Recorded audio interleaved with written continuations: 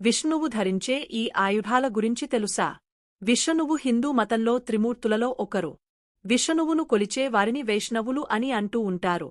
ఒక్కో దేవతకు ఒక్కో విధమైన ఆయుధాల ఉంటాయి. ఈ ఆయుధాలలో ఆయా దేవతల శక్తులు నిక్షిప్తం అయి ఉంటాయి. విష్ణువు ధరించే 5 ఆయుధాల గురించి తెలుసుకుంటే. వైష్ణవాస్త్రం. వైష్ణవాస్త్రం చాలా శక్తివంతమైన ఆయుధం.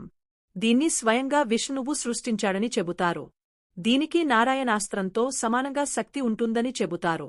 ఈ అస్త్రాన్ని కేవలం విష్ణువు మాత్రమే నియంత్రించగలడట. ఇది చాలా వేగంగా కదిలే ఆయుధం. దీనిని చాలా విధ్వంసకరమైన ఆయుధం అని చెబుతారు. ఇది విష్ణువు దివ్య బాణం. దుష్టశక్తులను నాశనం చేయడానికి దీనిని విష్ణువు ఉపయోగిస్తాడని చెబుతారు. నారాయణాస్త్రం. నారాయణాస్త్రం అనేది విష్ణువు సత్యయుగంలో సృష్టించిన విధ్వంసకర ఆయుధం. ఈ నారాయణాస్త్రం విశిష్టత ఏమిటంటే, ఈ అస్త్రం విడుదలైన వెంటనే వేలాది అగ్నిబాణాలు ఉత్పత్తి అవుతాయి. ఇవి శత్రువు పూర్తిగా నాశనం అవ్వడం లేదా శత్రువు లొంగపోయే వరకు ఈ బాణాలు వస్తూనే ఉంటాయి. సుదర్శన చక్రం. సుదర్శన చక్రం అనేది విష్ణువు ధరించే అత్యంత శక్తివంతమైన ఆయుధం. పైగా ఇది దోషరహితమైనది కూడా.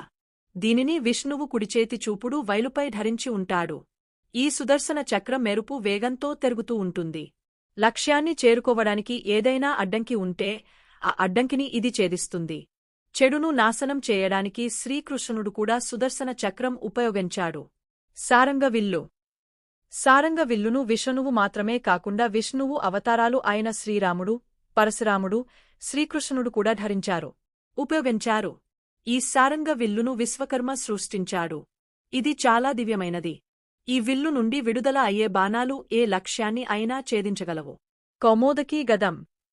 ద్వాపర యుగంలో విష్ణుమూర్తి అవతారం అయిన శ్రీకృష్ణుడు వరుణదేవుడి నుండి కౌమోదకీ గదను అందుకున్నాడు.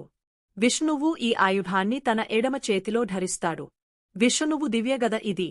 ఇది జ్ఞానం, శ్రేయస్కు చిహ్నంగా పరిగణించబడుతుంది. దీన్ని ప్రయోగిస్తే జరిగే దాడి చాలా వినాశకానికి దారితీస్తుంది. శత్రువును, దుష్ణశక్తిని తక్షణమే నాశనం చేయగల సామర్థ్యాన్ని కలిగి ఉంటుంది.